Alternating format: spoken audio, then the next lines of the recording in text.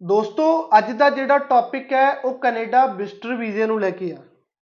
ਪੰਜਾਬ ਦੇ ਵਿੱਚ ਅਗਰ ਕਿਸੇ ਵੀ ਉਮਰ ਦੇ ਵਿਅਕਤੀ ਕੋਲ ਆਪਾਂ ਕੋਈ ਗੱਲ ਕਰਾਂਗੇ, ਚਾਹੇ ਉਹ ਬੱਚਾ, ਚਾਹੇ ਮਿਡਲ ਏਜ ਦੇ ਵਿੱਚ ਹੈ, ਚਾਹੇ ਬਜ਼ੁਰਗ ਹੈ, ਵੀ ਕੈਨੇਡਾ ਵਿਜ਼ਟਰ ਵੀਜ਼ੇ ਤੇ ਜਾਣਾ, ਤਾਂ ਮੈਨੂੰ ਨਹੀਂ ਲੱਗਦਾ ਕੋਈ ਬੰਦਾ ਹੋਊਗਾ ਜਿਹੜਾ ਉਸ ਚੀਜ਼ ਨੂੰ ਮਨਾ ਕਰੂ। ਹਰ ਇੱਕ ਬੰਦਾ ਕਿਸੇ ਨਾ ਕਿਸੇ ਵੇ ਥਰੂ ਕੈਨੇਡਾ ਜਾਣਾ ਚਾਹੁੰਦਾ ਐਂਡ ਸਾਰਿਆਂ ਤੋਂ ਸੌਖਾ ਵੇ ਉਹਨਾਂ ਨੂੰ ਵਿਜ਼ਟਰ ਵੀਜ਼ਾ ਲੱਗਦਾ। ਜ਼ਿਆਦਾਤਰ ਪੰਜਾਬੀ ਨੂੰ ਮਲਟੀਪਲ ਵੀਜ਼ਾ ਵੀ ਕਹਿੰਦੇ ਨੇ।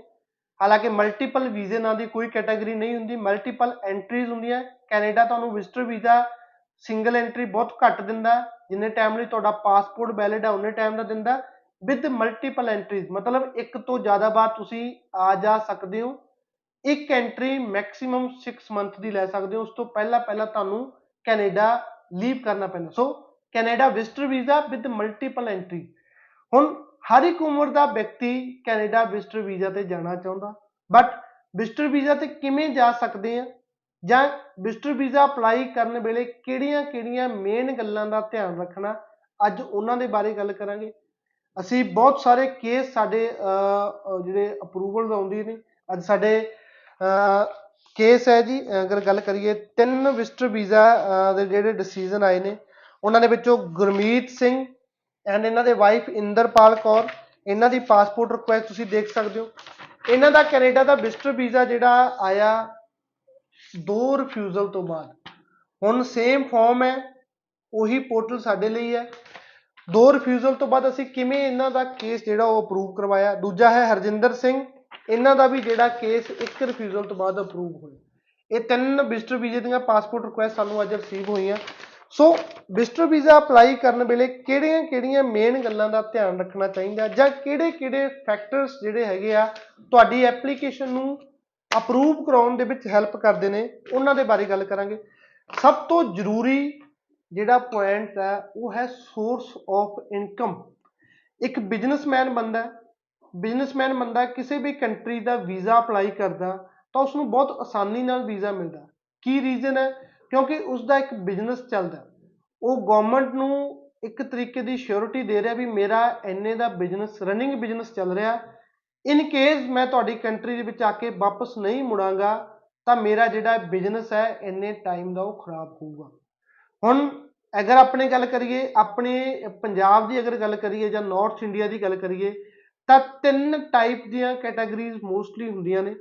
ਪਹਿਲੀ ਬਿਜ਼ਨਸਮੈਨ ਬੰਦੇ ਦੀ ਹੁੰਦੀ ਹੈ, ਦੂਸਰੀ ਜੌਬ ਵਾਲੇ ਬੰਦੇ ਦੀ ਹੁੰਦੀ, ਚਾਹੇ ਪ੍ਰਾਈਵੇਟ ਹੈ ਚਾਹੇ ਗਵਰਨਮੈਂਟ ਹੈ। ਥਰਡ ਜਿਹੜੀ ਹੁੰਦੀ ਹੈ ਐਗਰੀਕਲਚਰਿਸਟ ਦੀ ਹੁੰਦੀ ਹੈ, ਜਿਨ੍ਹਾਂ ਦਾ ਕੰਮ ਜਿਹੜਾ ਐਗਰੀਕਲਚਰ ਹੁੰਦਾ। ਕਿਸੇ ਵੀ ਕੈਟਾਗਰੀ ਨੂੰ ਤੁਸੀਂ ਡਿਫਾਈਨ ਕਰਦੇ ਹੋ, ਚਾਹੇ ਤੁਸੀਂ ਬਿਜ਼ਨਸਮੈਨ ਹੋ, ਚਾਹੇ ਤੁਸੀਂ ਇੰਪਲੋਈ ਹੋ, ਚਾਹੇ ਤੁਸੀਂ ਐਗਰੀਕਲਚਰ ਕਰਦੇ ਹੋ, ਮਿਨੀਮਮ 3 ਪ੍ਰੂਫ ਉਸ ਕੈਟਾਗਰੀ ਨੂੰ ਜਿਹੜੇ ਡਿਫਾਈਨ ਕਰਨ ਦੇ ਲਈ ਜਾਂ ਉਸ ਕੈਟਾਗਰੀ ਨੂੰ ਸਪੋਰਟ ਕਰਨ ਦੇ ਲਈ ਤੁਸੀਂ ਲਗਾਉਣੇ ਚਾਹੀਦੇ ਆ। ਤੁਹਾਡਾ ਬਿਜ਼ਨਸਮੈਨ ਹੋ, ਤੁਹਾਡੀ ਫਰਮ ਰਜਿਸਟਰ ਹੈ, ਕਿੰਨੇ ਟਾਈਮ ਤੋਂ ਰਜਿਸਟਰ ਹੈ, ਉਸ ਚੀਜ਼ ਦੇ ਪ੍ਰੂਫ। ਤੁਹਾਡੀਆਂ ਫਰਮ ਦੀਆਂ ITRs ਜਾ ਰਹੀਆਂ, ਉਸ ਚੀਜ਼ ਦਾ ਪ੍ਰੂਫ। ਤੁਹਾਡੇ ਕੋਲ ਕੋਈ ਲਾਇਸੈਂਸ ਹੈ ਜਾਂ ਤੁਹਾਡੇ ਫਰਮ ਦੀ ਕਰੰਟ ਅਕਾਊਂਟ ਦਾ ਲੈਣ ਦੇਣ ਕਿੱਦਾਂ ਦਾ ਹੁੰਦਾ, ਮਿਨੀਮਮ ਉਹ ਲਗਾ ਸਕਦੇ ਹੋ, ਉਸ ਚੀਜ਼ ਦਾ ਪ੍ਰੂਫ। ਤੁਸੀਂ ਜੌਬ ਕਰ ਰਹੇ ਹੋ, ਤੁਹਾਡੇ ਕੋਲ ਇੱਕ ਜੌਬ ਲੈਟਰ ਜਿਹਦੇ ਵਿੱਚ ਪ੍ਰੋਪਰ ਤੁਹਾਡੀ ਡੈਜਿਗਨੇਸ਼ਨ, ਤੁਹਾਡੀ ਸੈਲਰੀ, ਤੁਹਾਡੀ ਜੌਬ ਰਿਸਪੌਂਸਿਬਿਲਿਟੀਜ਼ ਐਂਡ ਟਾਈਮਿੰਗ, ਕਿੰਨੇ ਟਾਈਮ ਤੋਂ ਕਰ ਰਹੇ ਹੋ, ਮੈਂਸ਼ਨ ਹੋਣਾ ਚਾਹੀਦਾ। ਤੁਸੀਂ ਆਪਣੀਆਂ ITRs, ਅਗਰ ਪ੍ਰਾਈਵੇਟ ਇੰਪਲੋਈ ਹੋ ITRs ਲਗਾ ਸਕਦੇ ਹੋ, ਗਵਰਨਮੈਂਟ ਇੰਪਲੋਈ ਹੋ ਤਾਂ ਫਾਰਮ 16 ਲਗਾ ਸਕਦੇ ਹੋ।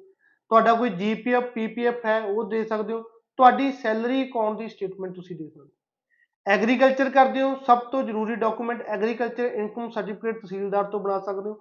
ਅੱਜ ਕੱਲ੍ਹ ਮੋਸਟਲੀ ਐਗਰੀਕਲਚਰ ਦਾ ਪੈਸਾ ਅਕਾਊਂਟ ਦੇ ਵਿੱਚ ਆਉਂਦਾ, ਜੇ ਫਾਰਮ ਲਗਾ ਸਕਦੇ ਹੋ। ਐਂਡ ਨਾਲ ਜਿਸ ਅਕਾਊਂਟ ਦੇ ਵਿੱਚ ਜੇ ਫਾਰਮ ਦਾ ਪੈਸਾ ਹੈ ਉਸ ਅਕਾਊਂਟ ਦੀ ਸਟੇਟਮੈਂਟ ਲਗਾ ਸਕਦੇ ਹੋ। ਐਂਡ ਜਿਹੜਾ ਤੁਸੀਂ ਆਪਣੀਆਂ ਇਨਕਮ ਟੈਕਸ ਰਿਟਰਨ ਵੀ ਐਜ਼ ਐਗਰੀਕਲਚਰ ਤੁਸੀਂ ਭਰ ਸਕਦੇ ਹੋ। ਸੋ ਸੋਰਸ ਆਫ ਇਨਕਮ ਦਾ ਬਹੁਤ ਵੱਡਾ ਰੋਲ ਰਹਿੰਦਾ। ਚੰਗੇ ਸਟਰੋਂਗ ਡਾਕੂਮੈਂਟ, ਕਲੀਅਰ ਡਾਕੂਮੈਂਟ ਜਿਹਦੇ ਉੱਪਰ ਸਾਰਾ ਕੁਝ ਕਲੀਅਰ ਹੋਵੇ, ਉਹ ਆਪਣੇ ਐਪਲੀਕੇਸ਼ਨ ਦੇ ਨਾਲ ਲਗਾਓ, ਜਿਹੜੇ ਤੁਹਾਨੂੰ ਹੈਲਪ ਕਰਨਗੇ ਤੁਹਾਡਾ ਵਿਜ਼ਟਰ ਵੀਜ਼ਾ ਅਪਰੂਵ ਕਰਨ ਦੇ ਵਿੱਚ। ਦੂਸਰਾ ਸਭ ਤੋਂ ਵੱਡਾ ਰੋਲ ਹੁੰਦਾ proof of funds the. Funds 2 ਤਰੀਕਿਆਂ ਦੇ ਲਈ ਕੰਮ ਆਉਂਦੇ ਆ। ਸਭ ਤੋਂ ਪਹਿਲਾਂ ਤੁਸੀਂ ਇੱਕ ਵਿਜ਼ਟਰ ਵੀਜ਼ਾ ਅਪਲਾਈ ਕਰ ਰਹੇ ਹੋ, ਜਾਓਗੇ, ਰਿਟਰਨ ਟਿਕਟ ਲਓਗੇ, ਘੁੰਮੋਗੇ, ਆਫਿਸਰ ਚੈੱਕ ਕਰੂਗਾ ਵੀ ਤੁਹਾਡੇ ਕੋਲ ਕੀ ਪੈਸਾ ਹੈਗਾ। ਦੂਸਰਾ ਤੁਹਾਡੀ ਹੋਮ ਕੰਟਰੀ ਨਾਲ ਤੁਹਾਡੇ ਟਾਈਸ, ਤੁਸੀਂ ਕਿੰਨੀ ਕੁ ਬੈਂਕਿੰਗ ਆਪਦੀ ਹੋਮ ਕੰਟਰੀ 'ਚ ਕਰਦੇ ਹੋ, ਉਹਨਾਂ ਨੂੰ ਰੀਜ਼ਨ ਚਾਹੀਦਾ ਵੀ ਵਾਪਸ ਆਉਣ ਦੇ ਲਈ। ਜਿੰਨੇ ਕੁ ਸਟਰੋਂਗ ਟਾਈਜ਼ ਤੁਹਾਡੇ ਹੋਣਗੇ, ਜਿੰਨੀ ਕੁ ਸਟਰੋਂਗ ਬੈਂਕਿੰਗ, ਉਨੇ ਕੁ ਚਾਂਸ ਉਹ ਵੀ ਵਾਪਸ ਆਉਣ ਦੇ ਤੁਹਾਡੇ ਵੱਧ ਬਣਦੇ ਆ। ਸੋ ਹੁਣ ਫੰਡ ਸ਼ੋ ਕਰਨ ਵੇਲੇ ਆਪਣੇ ਲੋਕ ਕੀ ਗਲਤੀ ਕਰਦੇ ਆ, ਰੀਸੈਂਟ ਲਾਰਜ ਡਿਪੋਜ਼ਿਟ ਕਰਾ ਕੇ ਉਸਦੀ ਅਕਾਊਂਟ ਸਟੇਟਮੈਂਟ ਲਗਾ ਦਿੰਦੇ। ਪਹਿਲਾਂ ਤੁਹਾਡੇ ਅਕਾਊਂਟ ਦੇ ਵਿੱਚ 10,000 20,000 30,000 40,000 50,000 ਹੁੰਦਾ, ਉਸ ਤੋਂ ਬਾਅਦ 2 ਲੱਖ ਇੱਕ ਪਵਾਇਆ, 4 ਲੱਖ ਇੱਕ ਪਵਾਇਆ, 3 ਲੱਖ ਇੱਕ ਪਵਾਇਆ, 2 ਲੱਖ ਇੱਕ ਪਵਾਇਆ, 10 11 ਲੱਖ ਰੁਪਇਆ ਪਵਾ ਕੇ ਉਹਦੀ ਸਟੇਟਮੈਂਟ ਲਗਾਤੀ ਤੇ ਕਹਿਤਾ ਜੀ ਅਸੀਂ ਤਾਂ 11 ਲੱਖ ਰੁਪਇਆ ਸ਼ੋ ਕਰਤਾ, ਹੁਣ ਤਾਂ ਸਾਨੂੰ ਵੀਜ਼ਾ ਮਿਲੂਗਾ। ਬਟ ਤੁਹਾਡੀ ਟ੍ਰਾਂਜੈਕਸ਼ਨ ਹਿਸਟਰੀ ਬਹੁਤ ਵੀਕ ਹੈ ਐਂਡ ਤੁਹਾਡੇ ਰੀਸੈਂਟ ਲਾਰਜ ਡਿਪੋਜ਼ਿਟ ਨੇ, ਵੀਜ਼ਾ ਆਫਿਸਰ ਕਹੂਗਾ ਪਹਿਲਾਂ ਤਾਂ ਇਹਦੇ ਕੋਲ 20-30 ਹਜ਼ਾਰ ਰੁਪਇਆ ਰਹਿੰਦਾ ਸੀ, ਇੱਕਦਮ ਹੀ 11 ਲੱਖ ਕਿੱਥੋਂ ਆਇਆ, ਇਹਨੇ ਸਿਰਫ ਇਹ ਪੈਸਾ ਮੈਨੂਪਲੇਟ ਕੀਤਾ ਆਪਣੀ ਐਪਲੀਕੇਸ਼ਨ ਲਗਾਉਣ ਦੇ ਲਈ। ਸੋ ਤੁਹਾਡੀ ਜਿਹੜੀ ਟ੍ਰਾਂਜੈਕਸ਼ਨ ਆ ਉਹ ਬਹੁਤ ਮੈਟਰ ਕਰਦੀ ਹੈ। ਜਿਸ ਅਕਾਊਂਟ ਦੀ ਤੁਸੀਂ ਸਟੇਟਮੈਂਟ ਲਾ ਰਹੇ ਹੋ ਉਹਦੇ ਵਿੱਚ ਟ੍ਰਾਂਜੈਕਸ਼ਨ ਸਟਰੋਂਗ ਹੋਣੀ ਚਾਹੀਦੀ ਹੈ, ਕੋਈ ਲਾਰਜ ਡਿਪੋਜ਼ਿਟ ਨਹੀਂ ਹੋਣੇ ਚਾਹੀਦੇ। ਅਗਰ ਲਾਰਜ ਡਿਪੋਜ਼ਿਟ ਕਰ ਰਹੇ ਹੋ ਤਾਂ ਉਸਦਾ ਸੋਰਸ ਹੋਣਾ ਚਾਹੀਦਾ, ਯਾਨੀ ਐਗਰੀਕਲਚਰ ਵਾਲਾ ਬੰਦਾ ਜੇ ਫਾਰਮ ਦਾ ਪੈਸਾ ਪਵਾ ਰਿਹਾ ਤਾਂ 2 ਲੱਖ ਦੀ ਐਂਟਰੀ ਅਗਰ ਆ ਰਹੀ ਹੈ ਤਾਂ ਉਹ ਜੇ ਫਾਰਮ ਵੀ ਤੁਸੀਂ ਨਾਲ ਲਗਾਓ ਜਿਸ ਦੇ ਅਗੇਂਸਟ ਉਹ 2 ਲੱਖ ਰੁਪਇਆ ਆ ਰਿਹਾ, ਸਭ ਤੋਂ ਜ਼ਰੂਰੀ ਹੁੰਦਾ। ਥਰਡ ਜਿਹੜਾ ਹੈਗਾ ਤੁਹਾਡਾ ਪਰਪਸ ਆਫ ਵਿਜ਼ਿਟ, ਜਾਣ ਕੀ ਕਰਨ ਜਾ ਰਹੇ ਹੋ। ਬਹੁਤ ਸਾਰੇ ਆਪਣੇ ਹੁੰਦੇ ਆ ਜੀ ਬਰਥਡੇ ਪਾਰਟੀ ਤੇ ਜਾ ਰਹੇ ਆ, ਉਹਦੇ ਤੇ ਜਾ ਰਹੇ ਆ, ਫੇਕ ਰੀਜ਼ਨ ਨਾ ਬਣਾਓ। ਉਹ ਇੰਨੇ ਕੁ ਐਜੂਕੇਟਡ ਹੁੰਦੇ ਨੇ ਆਫਿਸਰ, ਇੰਨਾ ਕੁ ਕੰਮ ਉਹਨਾਂ ਨੇ ਕੀਤਾ ਹੁੰਦਾ, ਜੈਨੂਨ ਤੇ ਫੇਕ ਦੀ ਉਹਨਾਂ ਨੂੰ ਪਤਾ ਹੁੰਦਾ। ਜਿੰਨਾ ਕੁ ਜੈਨੂਨ ਰੀਜ਼ਨ ਬਣਾ ਸਕਦੇ ਹੋ ਉਨਾ ਕੁ ਬਣਾਓ। ਹੁਣ ਪੇਰੈਂਟਸ ਆਪਦਾ ਵੀਜ਼ਾ ਅਪਲਾਈ ਕਰਦੇ ਆ ਤਾਂ ਕਹਿਣਗੇ ਜੀ ਬਰਥਡੇ ਤੇ ਅਪਲਾਈ ਕਰਾਂਗੇ ਜਾਂ ਕ੍ਰਿਸਮਸ ਨਿਊ ਈਅਰ ਤੇ, ਨਹੀਂ। ਤੁਹਾਡਾ ਬੱਚਾ ਤੁਹਾਡੇ ਤੋਂ ਇਸ ਤੋਂ ਪਹਿਲਾਂ ਤੁਹਾਡੇ ਤੋਂ ਦੂਰ ਨਹੀਂ ਗਿਆ, ਫਸਟ ਟਾਈਮ ਗਿਆ, ਸਾਲ ਹੋ ਗਿਆ, ਤੁਸੀਂ ਹੋਮ ਸਿਕਨੈਸ ਦਾ ਰੀਜ਼ਨ ਪਾ ਕੇ ਕਹੋ ਵੀ ਇਸ ਤੋਂ ਪਹਿਲਾਂ ਸਾਡਾ ਬੱਚਾ ਸਾਡੇ ਤੋਂ ਦੂਰ ਨਹੀਂ ਰਿਹਾ, ਫਸਟ ਟਾਈਮ ਉਹ ਗਿਆ ਜੀ, ਸਾਲ ਹੋ ਗਿਆ ਗਏ ਨੂੰ, ਅਸੀਂ ਦੇਖਣਾ ਕਿੱਦਾਂ ਦੀ ਸਟੱਡੀ ਕਰ ਰਿਹਾ, ਕਿੱਦਾਂ ਦੀ ਲਾਈਫ ਬਤੀਤ ਕਰ ਰਿਹਾ, ਕਿੱਦਾਂ ਦੇ এনवायरमेंट 'ਚ ਰਹਿ ਰਿਹਾ। ਬੀਇੰਗ ਏ ਪੇਰੈਂਟਸ ਅਸੀਂ ਵਰੀਡ ਆ ਵੀ ਕਿਸ ਤਰੀਕੇ ਦੀ ਲਾਈਫ ਸਾਡਾ ਬੱਚਾ ਜਿਉ ਰਿਹਾ, ਅਸੀਂ ਉਹ ਦੇਖਣ ਜਾਣਾ। ਇੱਕ ਜੈਨੂਨ ਰੀਜ਼ਨ ਜੋ ਸਾਹਮਣੇ ਵਾਲੇ ਬੰਦੇ ਨੂੰ ਪੜ੍ਹਨ ਦੇ ਵਿੱਚ ਵੀ ਜੈਨੂਨ ਲੱਗੇ, ਅਗਰ ਹੋਊਗਾ ਤਾਂ ਜ਼ਿਆਦਾ ਬੈਟਰ ਹੈ। ਫੋਰਥ ਸਭ ਤੋਂ ਜ਼ਰੂਰੀ proof of relationship, mostly relationship ਦੇ ਡਾਕੂਮੈਂਟ ਲੱਗਣੇ ਬਹੁਤ ਜ਼ਰੂਰੀ ਹੈ ਕਿ ਜੋ ਪਰਸਨ ਤੁਹਾਨੂੰ ਇਨਵਾਈਟ ਕਰ ਰਿਹਾ ਉਸ ਦਾ ਡਾਕੂਮੈਂਟਰੀ ਐਵੀਡੈਂਸ, ਕੀ ਰਿਲੇਸ਼ਨ ਹੈ ਉਸ ਚੀਜ਼ ਦਾ ਡਾਕੂਮੈਂਟਰੀ ਐਵੀਡੈਂਸ ਤੁਹਾਡੇ ਕੋਲ ਹੈ। ਅਗਰ ਹੈ ਤਾਂ ਉਸ ਨੂੰ ਨਾਲ ਲਗਾਓ, ਬਹੁਤ ਹੈਲਪ ਕਰਦਾ ਤੁਹਾਡੀ ਵਿਜ਼ਟਰ ਵੀਜ਼ਾ। ਤੁਹਾਡੇ ਮਾਸੀ ਜੀ ਦਾ ਲੜਕਾ ਕੈਨੇਡਾ ਰਹਿ ਰਿਹਾ ਜੋ ਤੁਹਾਨੂੰ ਇਨਵਾਈਟ ਕਰ ਰਿਹਾ, ਤੁਹਾਡੇ ਮਾਸੀ ਦੇ ਲੜਕੇ ਦਾ ਪਾਸਪੋਰਟ ਲਗਾਓ, ਉਸ ਤੇ ਤੁਹਾਡੇ ਮਾਸੀ ਜੀ ਦਾ ਨੇਮ ਹੈ। ਤੁਹਾਡੇ ਮਾਸੀ ਜੀ ਦਾ ਪਾਸਪੋਰਟ ਲਗਾਓ, ਉਸ ਤੇ ਤੁਹਾਡੇ ਨਾਨਾ ਜੀ ਦਾ ਨੇਮ ਹੈ। ਤੁਹਾਡੀ ਮਦਰ ਦਾ ਪਾਸਪੋਰਟ ਲਗਾਓ ਜਿੱਥੇ ਤੁਹਾਡੇ ਨਾਨਾ ਜੀ ਦਾ ਨੇਮ ਹੈ, ਐਂਡ ਤੁਸੀਂ ਆਪਣਾ ਪਾਸਪੋਰਟ ਲਗਾਓਗੇ ਜਿੱਥੇ ਤੁਹਾਡੀ ਮਦਰ ਦਾ ਨੇਮ। ਇੱਕ ਪ੍ਰੂਫ ਆਫ ਰਿਲੇਸ਼ਨਸ਼ਿਪ ਕਲੀਅਰ ਹੋਣਾ ਚਾਹੀਦਾ।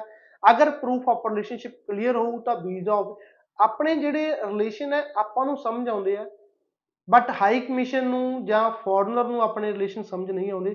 ਸੋ ਉਹਨਾਂ ਨੂੰ ਕੀ ਚਾਹੀਦਾ, ਡਾਕੂਮੈਂਟਰੀ ਐਵੀਡੈਂਸ। ਅਗਰ ਤੁਸੀਂ ਕਜ਼ਨ ਕਹਿ ਰਹੇ ਹੋ ਵੀ ਮੇਰਾ ਕਜ਼ਨ ਇੱਥੇ ਆ ਤਾਂ ਡਾਕੂਮੈਂਟਰੀ ਐਵੀਡੈਂਸ ਦਿਓ ਵੀ ਐਕਚੁਅਲ 'ਚ ਤੁਹਾਡਾ ਕਜ਼ਨ ਹੈ। ਅਗਰ ਸਟਰੋਂਗ ਤੁਹਾਡੇ ਕੋਲ ਪ੍ਰੂਫ ਆਫ ਰਿਲੇਸ਼ਨਸ਼ਿਪ ਹੋਊਗਾ ਤਾਂ ਤੁਹਾਡਾ ਚਾਂਸਿਸ ਆਫ ਵੀਜ਼ਾ ਜਿਹੜੇ ਸਟਰੋਂਗ ਰਹਿਣਗੇ। ਸੋ ਇਹ ਮੇਨ 4 ਪੁਆਇੰਟ ਨੇ ਜਿਹੜੀ ਤੁਹਾਡੀ ਵਿਜ਼ਟਰ ਵੀਜ਼ਾ ਦੀ ਐਪਲੀਕੇਸ਼ਨ ਨੂੰ ਅਪਰੂਵ ਕਰਾਉਣ ਦੇ ਵਿੱਚ ਹੈਲਪ ਕਰਦਾ। ਇੱਕ ਜਿਹੜਾ ਸਭ ਤੋਂ ਜ਼ਰੂਰੀ ਜਿਹੜਾ ਹੈਗਾ ਗਾ, ਜਿਹੜੇ ਫੰਡਸ ਹੈ, ਬਹੁਤ ਸਾਰੇ ਲੋਕਾਂ ਨੂੰ ਲੱਗਦਾ ਵੀ ਫੰਡਸ ਵੱਧ ਸ਼ੋਅ ਕਰਨ ਨਾਲ ਸਾਡਾ ਵੀਜ਼ਾ ਆਜੂ, ਕਦੇ ਵੀ ਇਦਾਂ ਦੀ ਗਲਤਫਹਿਮੀ 'ਚ ਨਾ ਰਹੋ। ਜਿੰਨੀ ਕੁ ਤੁਹਾਡੀ ਇਨਕਮ ਹੈ, ਇਨਕਮ ਦੇ ਰਿਲੇਟਡ ਹੀ ਤੁਹਾਡੇ ਕੋਲ ਫੰਡਸ ਹੋਣਗੇ ਤਾਂ ਜ਼ਿਆਦਾ ਬੈਟਰ ਹੈ। ਉਦੋਂ ਲੱਖ 2 ਲੱਖ ਵੱਧ ਕਰਾ ਸਕਦੇ ਹੋ, ਲੱਖ 2 ਲੱਖ ਘੱਟ ਕਰਾ ਸਕਦੇ ਹੋ। ਏਦਾਂ ਨਾ ਹੋਵੇ ਇਨਕਮ ਤੁਹਾਡੀ 2 ਲੱਖ ਹੈ ਤੇ ਫੰਡ ਤੁਸੀਂ 20 ਲੱਖ ਸ਼ੋਅ ਕਰ ਰਹੇ ਹੋ, ਇਨਕਮ ਨਾਲੋਂ 10 ਗੁਣਾ ਪੈਸਾ ਕਿੱਥੋਂ ਆ ਗਿਆ, ਤੁਸੀਂ ਸਿੱਧੇ ਫਸੇ ਫਸਾਏ। ਸੋ ਕਦੇ ਵੀ ਕੋਈ ਵੀ ਫੇਕ ਰੀਜ਼ਨ ਨਾ ਬਣਾਓ, ਫੇਕ ਡਾਕੂਮੈਂਟ ਅਰੇਂਜ ਨਾ ਕਰੋ।